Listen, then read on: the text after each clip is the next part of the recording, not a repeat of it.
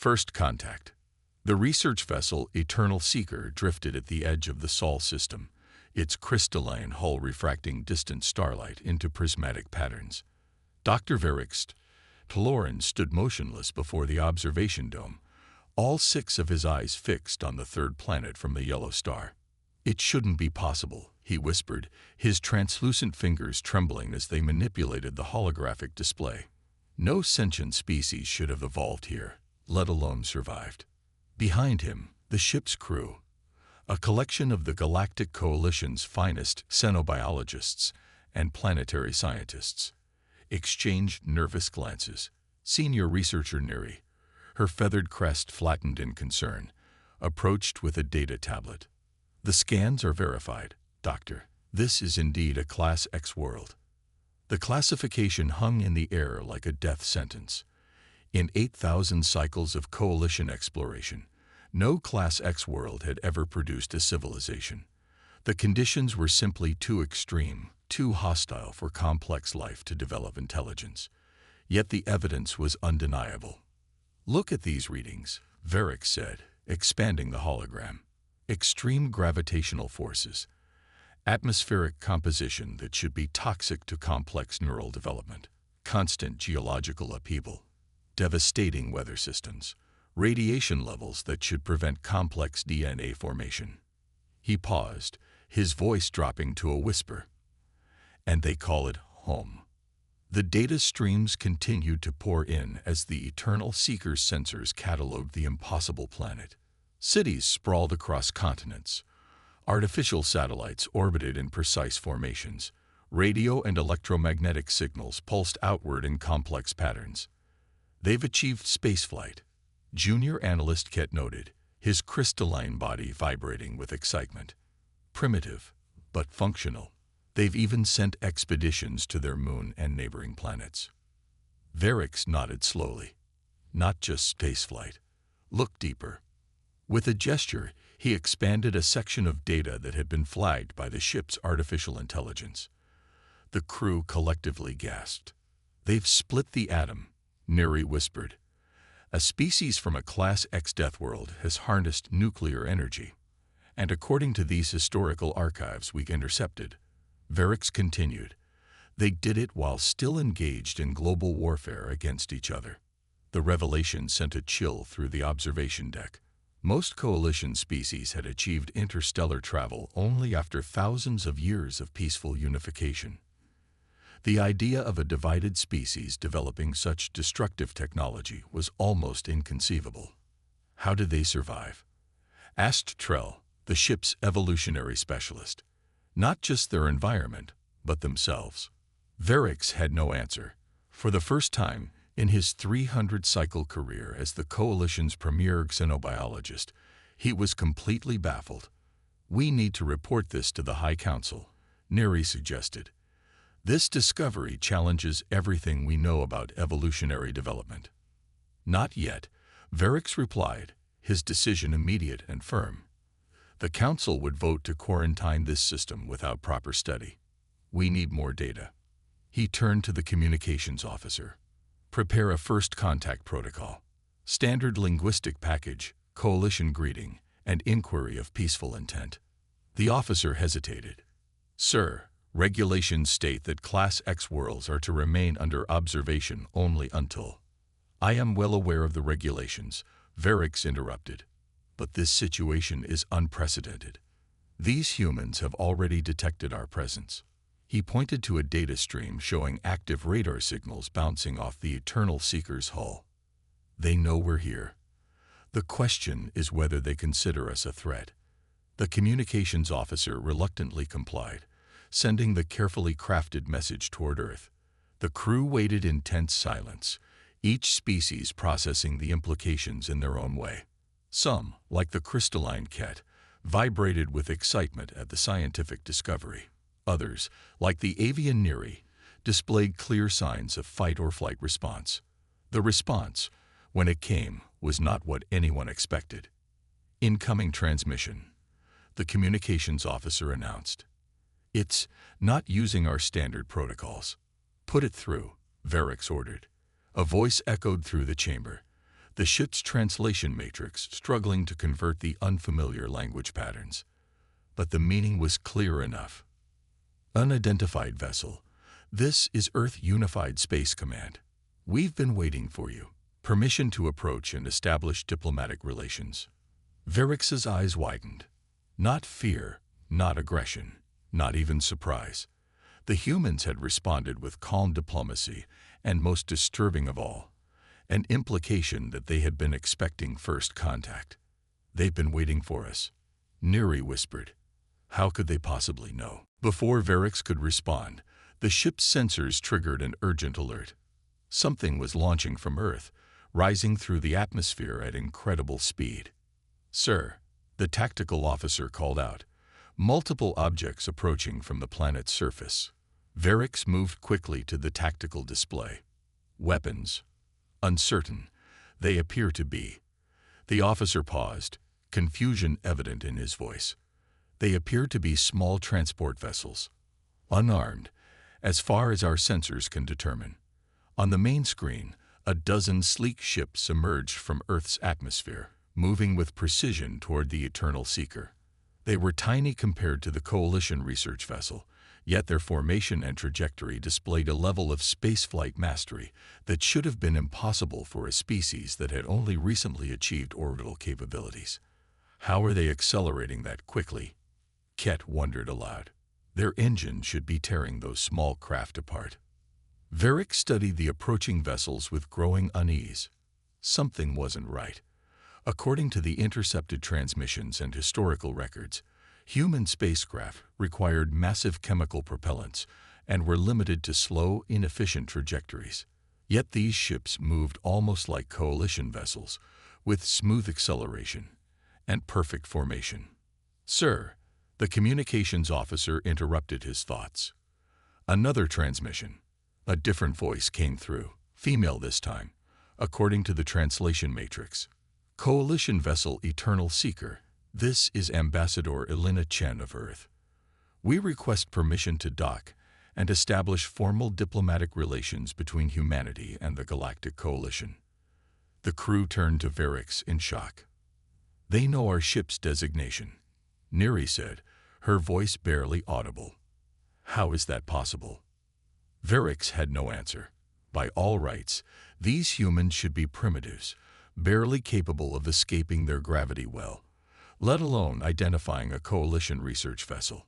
Yet they were approaching with confidence, requesting diplomatic relations as if they were already familiar with galactic protocols. Sir, pressed the tactical officer, the human vessels will be within docking range in approximately 20 minutes. Your orders? Varix stared at the approaching ships, his scientific curiosity warring with caution. Everything about this situation violated Coalition protocols. Earth should be quarantined, studied from a distance, allowed to develop in isolation until they achieved proper interstellar capabilities. But it was already too late for that. The humans knew they were here. They were coming. Allow one vessel to approach, Varix decided. Prepare the diplomatic reception chamber. Full security protocols. As the crew rushed to comply, Varix returned his gaze to the blue-green planet below. Whatever these humans were, however they had survived and thrived on a world that should have killed them, one thing was becoming increasingly clear. The Galactic Coalition had not discovered Earth. Earth had been waiting to be discovered. And as the lead human vessel smoothly decelerated toward the Eternal Seeker's docking bay, Varix couldn't shake the feeling that everything the Coalition thought it knew about the universe was about to change. Dr. Varix, Neri said quietly, joining him at the observation dome. I've been analyzing their communications. And they're speaking our diplomatic language perfectly. Not just the words, the cultural nuances, the formal structures. It's as if they've been studying us. Varix finished. Neri's feathers rippled with anxiety. But that's impossible. We've never encountered them before. Varix watched as the sleek human ship aligned itself with the docking mechanisms, executing a perfect approach that would have challenged even the most experienced Coalition pilots. I think, he said slowly, We need to reconsider our definition of impossible. Because whatever these humans were, whatever they had become while fighting to survive on their death world, Varric suspected the Coalition was not meeting a primitive species taking its first steps into the galactic community. They were meeting apex predators who had been patiently waiting for their moment to emerge from their hunting grounds. And now that moment had arrived. The ambassador, the diplomatic reception chamber of the Eternal Seeker, was designed to accommodate representatives from over 300 Coalition species. Its adaptive environment could simulate any atmospheric condition, gravity level, or sensory requirement. Yet, as Ambassador Elena Chen stepped through the airlock, she required none of these accommodations. She walked confidently in the ship's standard atmosphere, seemingly untroubled by the slightly lower gravity. Her environmental suit, a sleek, close-fitting garment rather than the bulky protection Dr. Varric had expected, retracted its helmet to reveal a face that was simultaneously alien and eerily familiar. 2 eyes, not the 6 Varric possessed. A single mouth, skin that appeared fragile, lacking scales, carapace, or other natural armor. By all appearances, a soft, vulnerable creature from a world that should have crushed such vulnerability eons ago. Dr. Varric Taloran, she said, extending a 5-fingered hand in what the translation matrix identified as a traditional human greeting gesture. It's an honor to meet the Coalition's leading xenobiologist. Varric hesitated before extending his own translucent appendage. The gesture was not common in Coalition space, yet she performed it with practiced ease. Ambassador Chen, he replied, noting how naturally she had pronounced his name. Your knowledge of our protocols is unexpected. A smile, a facial expression the translation matrix identified as indicating amusement or friendliness, crossed her features. We've been observing your communications for some time, she said. Your species broadcasts quite extensively. Neri, standing beside Varric, bristled visibly. Impossible. Our transmissions are encrypted, and even if you could intercept them, the processing power required to decode is considerable, Chen finished. Yes, we've developed certain computational efficiencies. Varric guided the ambassador to the central conference table, his scientific mind racing. The implications were staggering. Coalition encryption was based on quantum mechanics principles thought to be unbreakable without corresponding quantum technology. Technology humans shouldn't possess for centuries if the intercepted historical records were accurate. Ambassador, Varric began carefully. According to our observations, your species has only recently achieved spaceflight. Your first orbital missions were less than a century ago. Yet the vessels that approached us display technology far beyond that capability. Chen's expression remained pleasant, but something flashed in her eyes. Dr. Varric, humanity has learned that sometimes it's advantageous to appear less advanced than one truly is, especially when under observation. The statement sent a chill through the chamber. Ket, who had been excitedly recording data, froze in place. You knew we were watching, Varric stated. Of course. Chen gestured to one of her aides, who projected a holographic display above the table. We detected your observation satellites at the edge of our system 23 years ago. Rather than confronting them, we decided to study them, and by extension, you. The hologram showed a detailed schematic of Coalition observation platforms, classified technology that even many Coalition members weren't aware existed. Neri's feathers flattened in alarm. That's not possible. Those platforms are designed to be undetectable. To most species, perhaps, Chen acknowledged. But Earth presents unique challenges. We've had to become very, very good at detecting threats. The emphasis on threats wasn't lost on Varric. He studied the human ambassador with new appreciation. Behind the diplomatic pleasantries lay something else. A wariness, a readiness that reminded him of apex predators from 1,000 worlds. Why reveal yourselves now? He asked. If you've known about us for decades, why initiate contact? Chen's smile faded slightly. Because your presence has increased dramatically in recent months, and because certain factions within your coalition have been discussing Earth in concerning terms.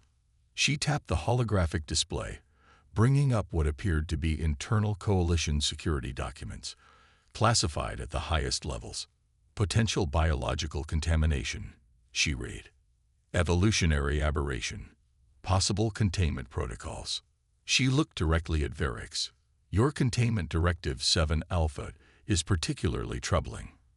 Varix felt as if the air had been sucked from the chamber.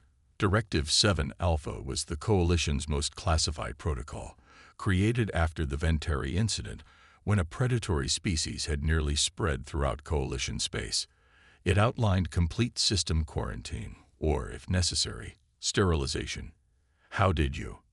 Neri began, but Varix silenced her with a gesture. Ambassador Chen, he said carefully, these are internal security measures designed to protect both the Coalition and developing species from potentially harmful contact. They are theoretical contingencies only. Yet they exist, Chen replied, her voice hardening slightly. And given that Earth has been classified as a Class X death world, we have reason to be concerned about their application. The diplomatic dance was becoming clearer. The humans hadn't just been waiting to be discovered.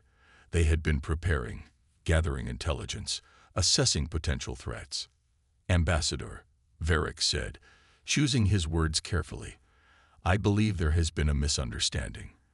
The Coalition does not view Earth as a threat. We view it as a scientific marvel. Your species has accomplished what we thought impossible, evolving intelligence and civilization on a world that, by all our understanding, should not support such development. And that makes us an anomaly, Chen observed. Something to be studied, perhaps contained, or learned from, Varix countered. Ambassador, my personal scientific curiosity aside, the Coalition values diversity of life, of thought, of evolutionary paths. Your world represents an entirely new paradigm. Chen studied him, and Varix had the uncomfortable feeling that she was assessing more than just his words. Then perhaps you should see what that paradigm has produced, she suggested. I extend an invitation. Dr. Varix, come to Earth. See what humanity has built while fighting to survive our death world. The offer was unprecedented. Coalition protocol strictly prohibited direct contact with newly discovered species, especially those from extreme environments, whose biological or psychological characteristics might pose unknown risks. But Varix realized that standard protocols had ceased to apply the moment the humans had decrypted Coalition communications. I would be honored, he said, making a decision that he knew would reverberate through Coalition history. The descent to Earth was nothing like Varix had expected. The human shuttle, a sleek craft that somehow dampened the planet's turbulent atmosphere to imperceptible levels, approached the surface with a smoothness that rivaled Coalition technology. As they broke through the cloud cover, Varix stared in fascination at the landscape below. Sprawling cities nestled alongside raging oceans.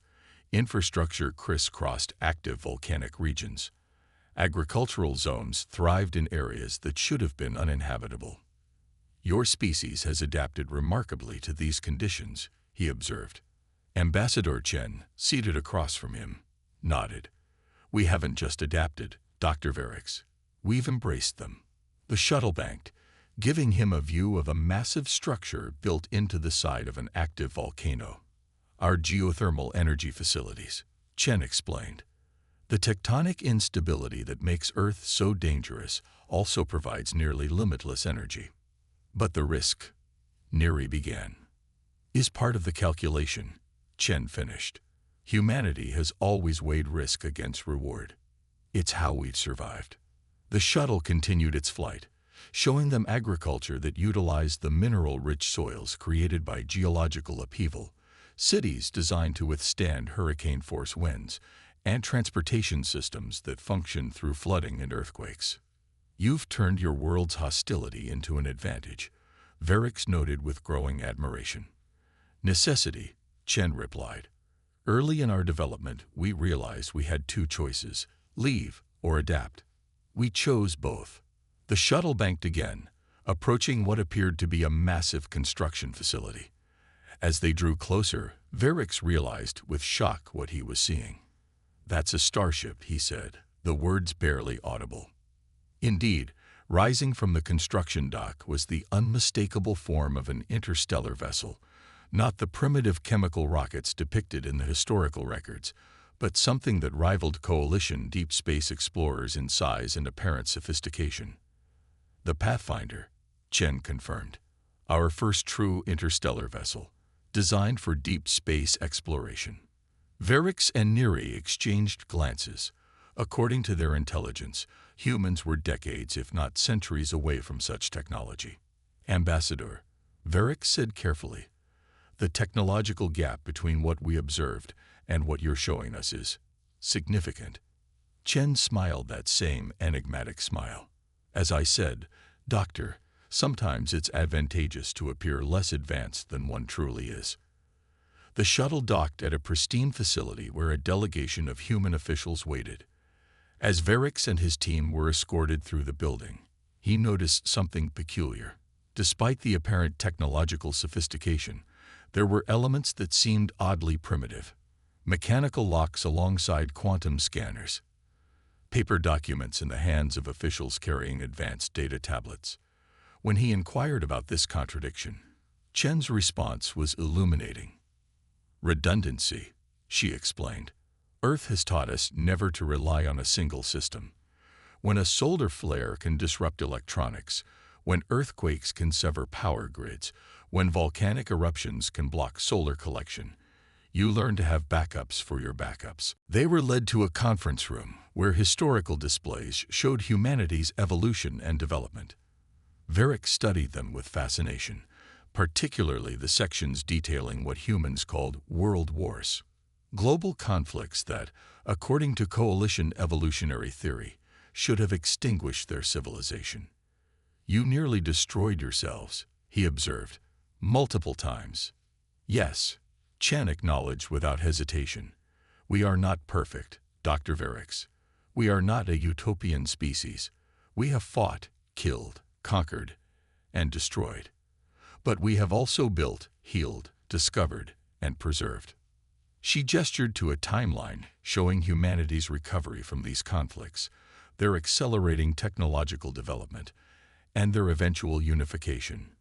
"Each time we faced extinction, whether from our environment or ourselves, we emerged stronger, not because we are special, but because we had no choice."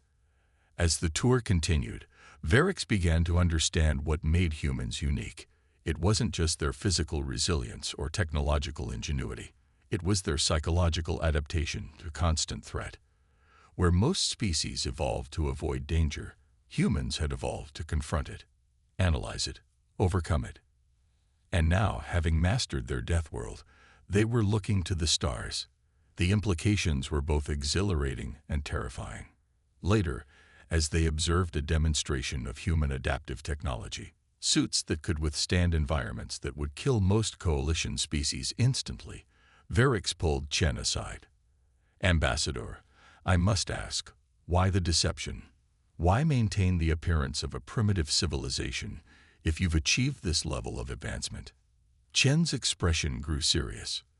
"Dr. Varix, humanity has a long history of more technologically advanced civilizations encountering less developed ones.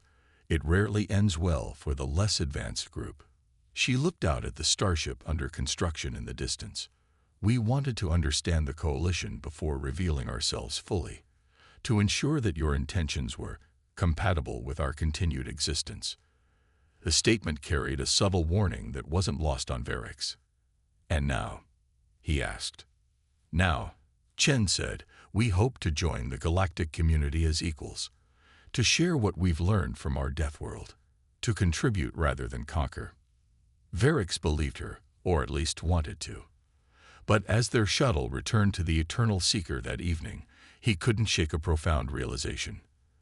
The Coalition had always assumed it would encounter other species as mentors, guardians, teachers, species that would gradually be elevated to galactic citizenship under careful guidance.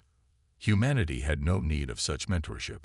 They had clawed their way up from a world that should have killed them, developed technologies that rivaled the Coalition's most advanced achievements, and now stood ready to claim their place among the stars. Not as students, not as supplicants, but as equals.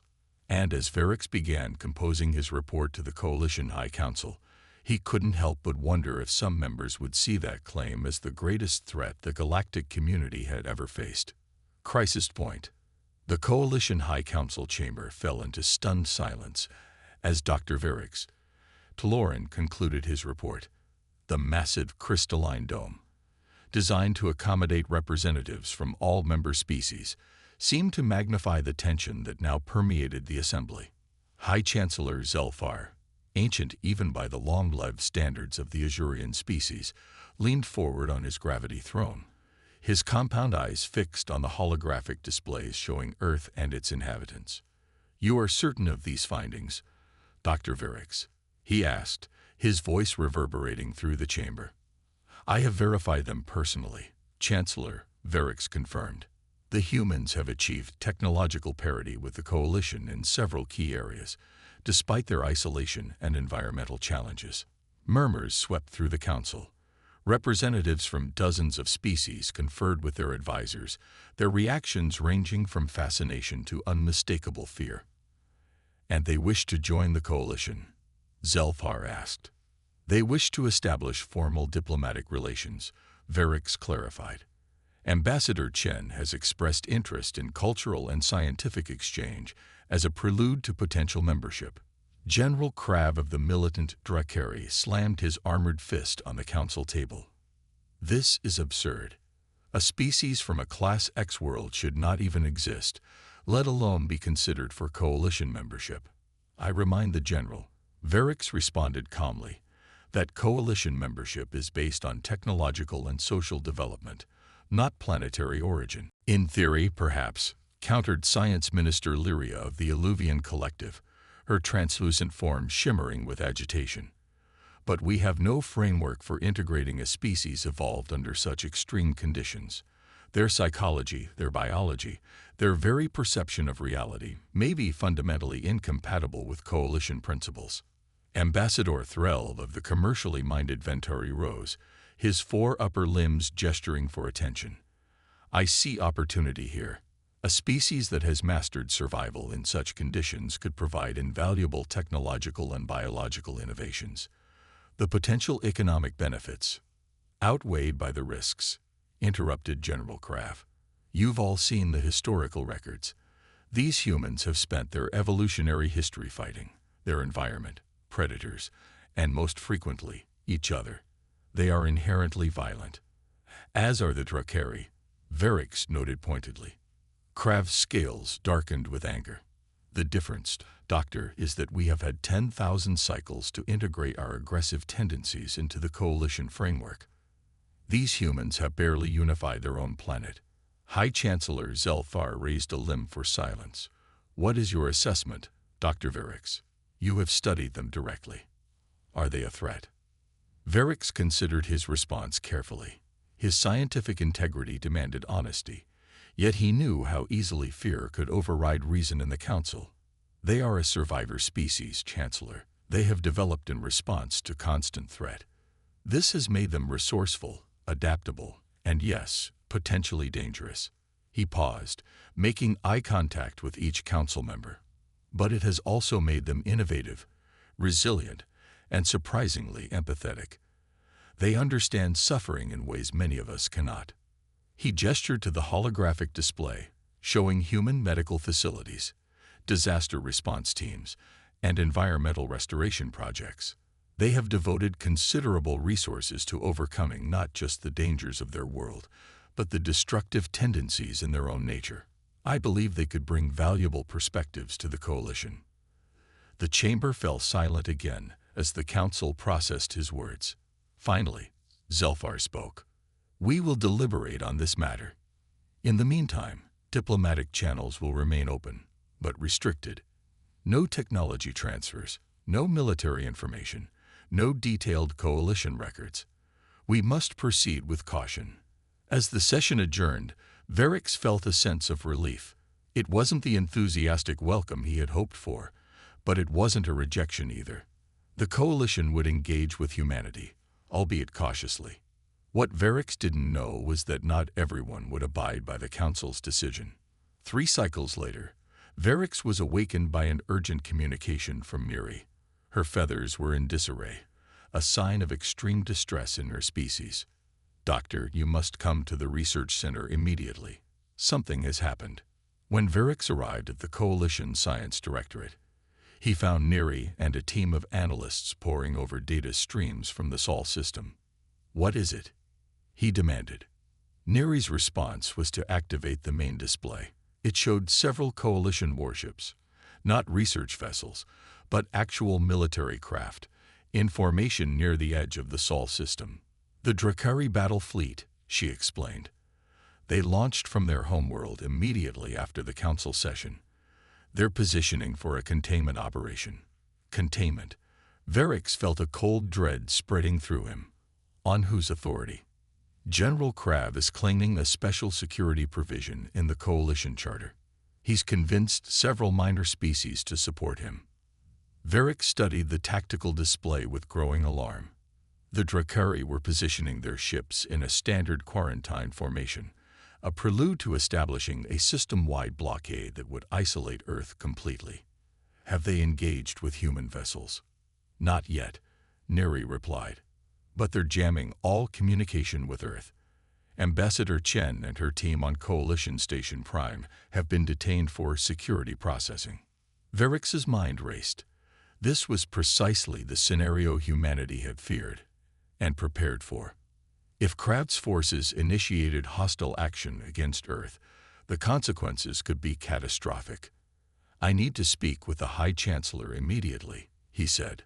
Before Neri could respond, the display flickered, showing new data points emerging from Earth orbit. Dozens of vessels, then hundreds, far more than their intelligence had indicated existed, were deploying in a defensive formation around the planet. "By the eternal void," whispered an analyst. "Where did they all come from?" Varix knew the answer. The humans had hidden their true capabilities, maintaining the appearance of limited spacefaring ability, while secretly building a substantial fleet, a fleet that was now moving to defend their world. "Get me a direct channel to General Krav," Varix demanded, "and alert the Chancellor that we have a potential first-contact war scenario developing." But it was already too late. The display showed the Drakari fleet advancing, weapons systems activating. They were initiating a standard intimidation protocol, a show of force designed to demonstrate overwhelming military superiority and compel submission. It was a tactic that had worked dozens of times with newly discovered species, but humans were not like other species. "They're responding," Neri reported, her voice tight with tension. The human fleet was reconfiguring, shifting from a defensive sphere around Earth to an asymmetric formation that made no strategic sense to Varix. Some vessels were accelerating toward the Drakari fleet, while others seemed to be retreating to apparently random positions. "What are they doing?" he wondered aloud. The answer came moments later. The Drakari flagship, the massive Indomitable Will, fired a warning shot, a high-energy pulse directed at empty space in front of the advancing human vessels. It was standard procedure, a demonstration of power without direct aggression. What happened next defied explanation. The space around the Drakari fleet distorted. There was no other word for it. The sensors showed massive gravitational fluctuations where none should exist. The Drakari ships suddenly found themselves struggling against invisible forces that pulled them in multiple directions simultaneously. "Gravity manipulation technology," Neri whispered in awe, "on a scale we've never achieved." The human vessels that had seemed to retreat were now revealed to be in carefully calculated positions around the Drakari fleet. They had created a gravitational web, immobilizing the Coalition warships without firing a single shot. But General Krav was not known for restraint. The Indomitable Will redirected its primary weapons, targeting one of the human gravity generators. "No," Varix shouted uselessly at the display. The Drakari weapon fired. a devastating energy beam that should have vaporized its target instantly. Instead, the beam curved impossibly, its path distorted by the gravitational anomalies, and dissipated harmlessly in space. A moment later, every system on every Drakari ship simply stopped. No explosions, no destructive impacts.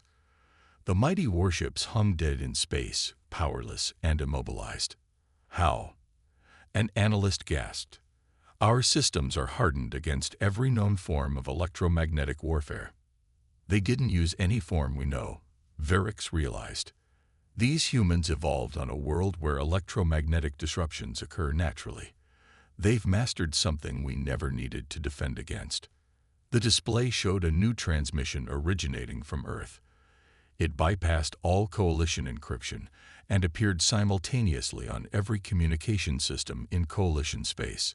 A familiar face appeared. Ambassador Elena Chen. Her expression was not angry, but it held a steely resolve that sent chills through Verix. This is Ambassador Chen of Earth, addressing the Galactic Coalition. The unprovoked military action against our world constitutes an act of aggression that we have neutralized without casualties. The Drakari fleet has been temporarily disabled, but not harmed. Their life support systems remain functional. She paused, her gaze seeming to meet Verix's despite the light years separating them. We came in peace. We still desire peace. But make no mistake, Earth will not be threatened, contained, or studied against our will. We have survived far worse than anything your coalition can bring to bear. Her expression softened slightly. To demonstrate our commitment to peaceful relations, we will restore power to the Drakari vessels once they have withdrawn beyond the boundaries of our system. We then invite the Coalition High Council to send diplomatic representatives, not military vessels, to resume discussions. The transmission ended, leaving the Coalition Command Center in stunned silence. High Chancellor Zelfar, who had arrived midway through the confrontation, turned to Verix. It seems we have severely underestimated these humans, he said, his voice heavy with the weight of realization. No, Chancellor, Verix replied. We misunderstood them. They don't want war. They've seen enough of it on their own world. But they will not submit to intimidation. They cannot. It goes against everything that allowed them to survive their death world. Zelfar contemplated this, his ancient face showing an emotion rarely seen in the highest echelons of coalition leadership, humility. You were right, Doctor. This is a species unlike any we have encountered. He gestured to the display, where the Drakari fleet hung powerless. What would you recommend? Verix didn't hesitate. Accept their terms. Send a new paradigm. 6 months had passed since the confrontation between the Drakari fleet and Earth. 6 months of careful negotiation, cultural exchange, and gradual understanding. The Coalition diplomatic complex on Luna, Earth's moon, had been established as neutral ground where representatives from all parties could meet without the psychological pressure of Earth's higher gravity and environmental conditions. Dr. Verix Tloran stood at the observation dome, gazing at the blue-green sphere of Earth rising above the lunar horizon. The sight still filled him with a mixture of scientific awe and philosophical humility. Beautiful, isn't it? Ambassador Chen joined him, following his gaze. Our ancestors called it the Earthrise. When our first astronauts saw it, it changed how we perceived ourselves, no longer divided nations, but a single world. Verix nodded, a profound psychological shift. Many coalition species experienced similar revelations upon achieving spaceflight. Though under less challenging circumstances, Chen added with a slight smile.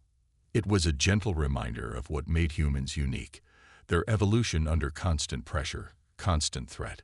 What Verix had come to realize was that this pressure hadn't just shaped human physiology, but their entire approach to existence. The Coalition Earth Accord will be signed today, he said. Are you satisfied with the terms? Chen considered this. It's a beginning. Recognition of Earth's sovereignty, technological exchange protocols, mutual defense agreements. but more importantly, it represents understanding on both sides. Behind them, the diplomatic complex bustled with activity as final preparations were made for the historic signing ceremony.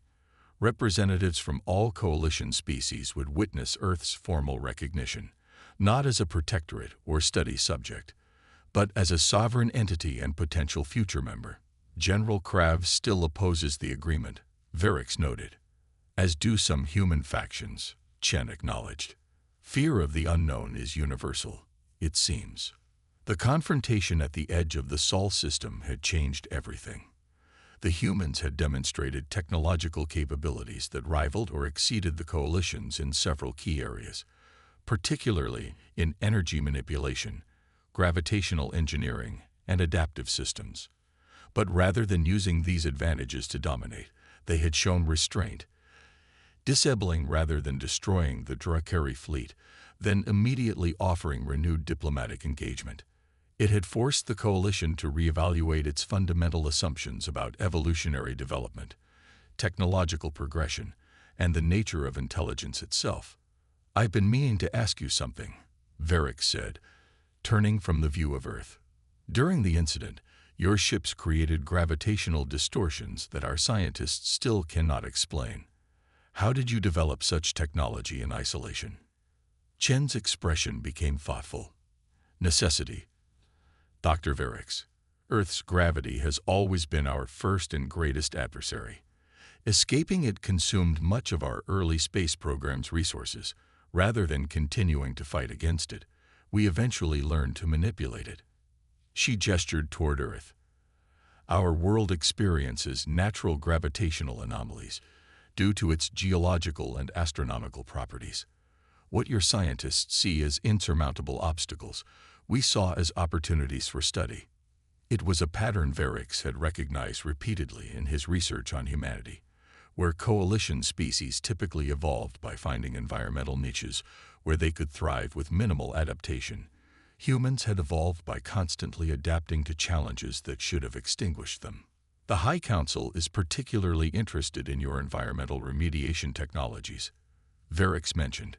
"Several coalition worlds are facing climate instabilities that our standard approaches have failed to address." "We'd be happy to share our experience," Chen replied. "Earth has endured multiple climate shifts, some natural, others self-inflicted. We've learned the hard way that planetary systems require balance, not control." A soft chime interrupted their conversation, signaling that the ceremony was about to begin. As they walked toward the Grand Assembly Hall, Varix noticed something he hadn't before: subtle modifications to the facility that accommodated human physiological needs without drawing attention to them. Hand supports placed at human height, lighting adjusted to the human visual spectrum, temperature controls that maintained a compromise between human comfort and that of other species.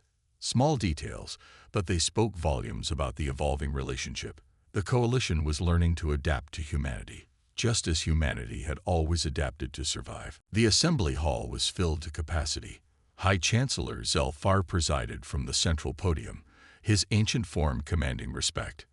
Representatives from all coalition species were arranged according to diplomatic protocol.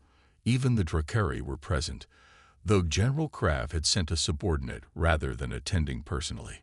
As Varix took his place among the scientific delegation, he couldn't help but notice the coalition representatives studying the humans with a mixture of fascination, respect, and lingering wariness.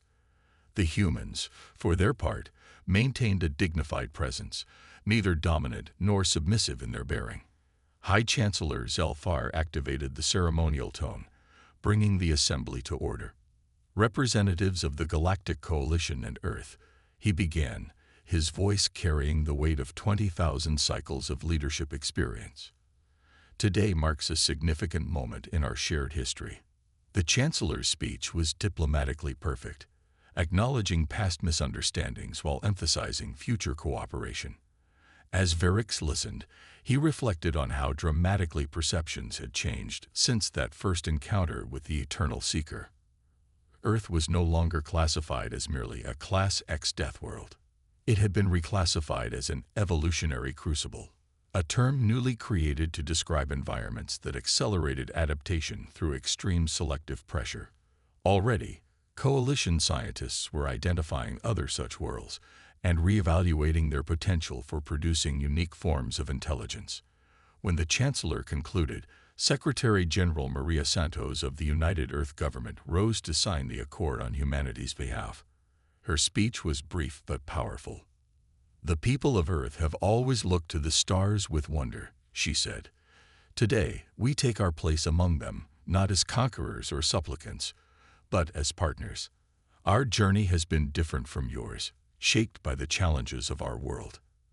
But our destination is the same: the pursuit of knowledge, the expansion of understanding, and the preservation of life in all its diverse forms." As the formal signing proceeded, Verix found himself standing beside Neri, who had been instrumental in the diplomatic process. "Did you ever imagine it would come to this when we first detected them?" she asked quietly. Verix shook his head. "I expected a primitive species struggling against their environment. Instead, we found a civilization that had made peace with struggle itself." "They're still dangerous," Neri observed. "That hasn't changed." "Yes," Verix agreed, "but not in the way we feared. They're dangerous because they challenge our assumptions. They force us to question what we thought we knew about evolution, intelligence, adaptation." After the ceremony, a reception was held in the complex's grand atrium.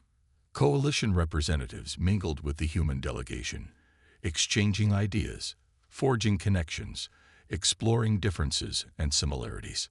Verix watched as a group of coalition engineers listened in fascination to a human physicist explaining their gravity manipulation technology. Nearby, human environmental scientists compared notes with Illuvian ecologists on planetary restoration techniques.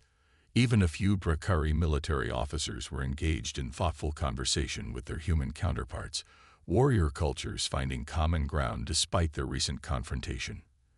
"It's working better than I expected," Ambassador Chen said, appearing at his side with 2 glasses of compatible refreshments.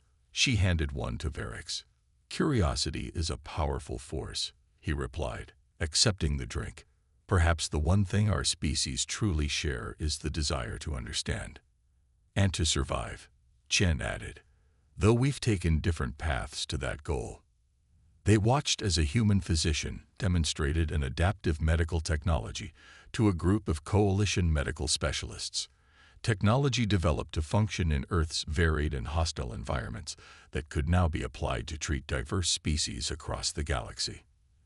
"That may be your greatest contribution," Verix observed.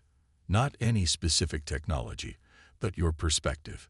The Coalition has spent millennia seeking stability, consistency, predictability. Your species embraces change, adaptation, transformation." Chen nodded thoughtfully. "Earth taught us that stability is an illusion. The only constant is change. The only certainty is uncertainty." "A difficult lesson," Verix acknowledged.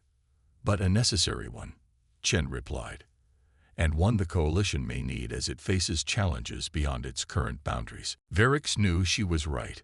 Reports from the outer regions of explored space had identified new phenomena, new threats that Coalition standard approaches had failed to address.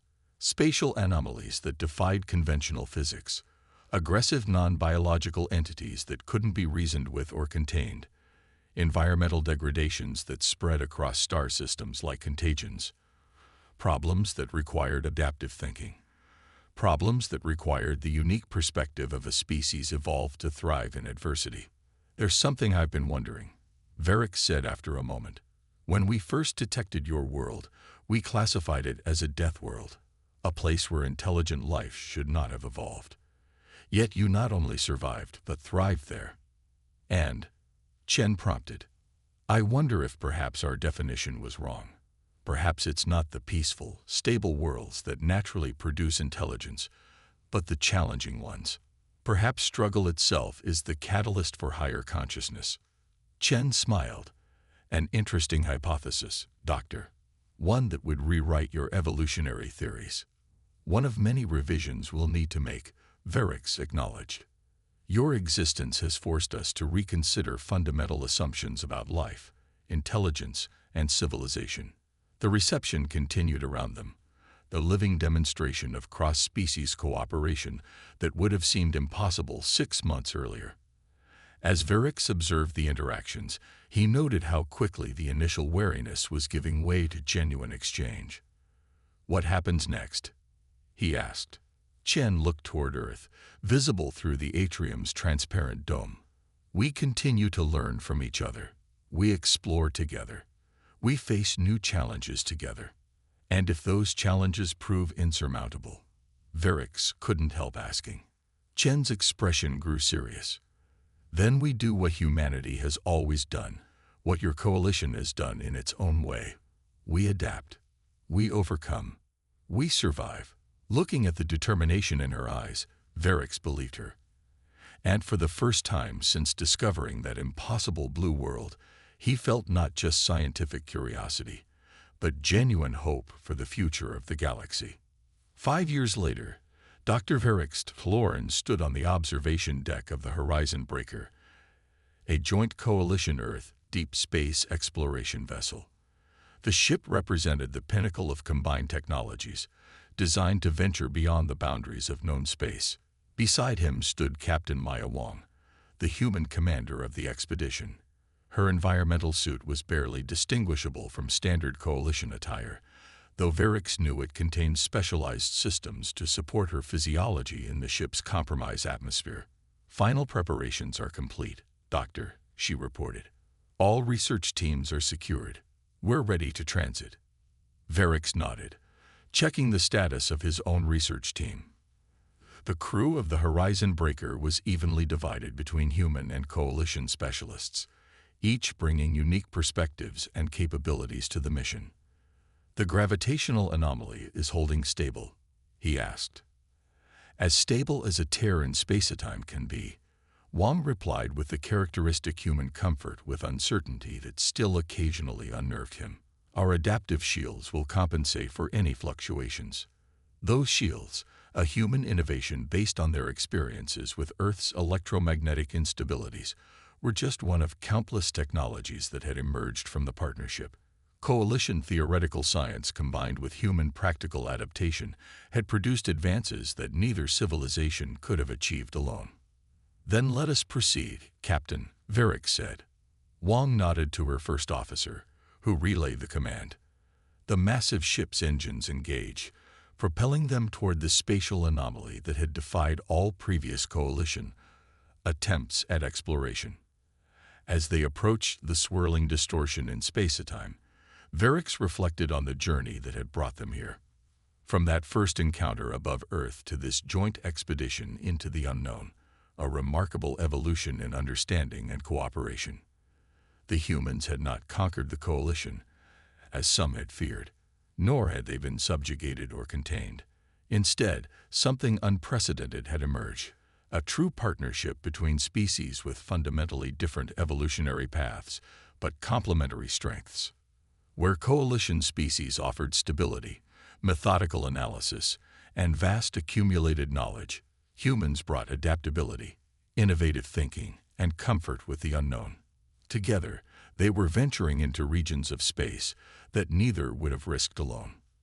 The Horizon Breaker reached the edge of the anomaly, its advanced sensors gathering data that would have been unimaginable 5 years earlier. Captain Wong turned to Varix, her expression reflecting the same mix of scientific curiosity and adventurous spirit that had driven humanity from their death world into the stars. "Ready to make history, Doctor?" Varix felt his own scientific excitement rising to match hers. "Always, Captain." As the ship entered the anomaly, protected by shields born of Earth's challenges and guided by navigation systems refined through millennia of coalition exploration, Varix understood a fundamental truth. The universe was neither stable nor chaotic. It was not kind nor cruel. It simply was, a complex, ever-changing reality that required both preservation and adaptation, tradition and innovation, caution and courage.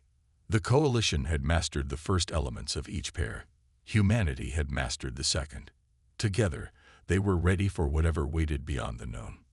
Together, they would thrive in the void.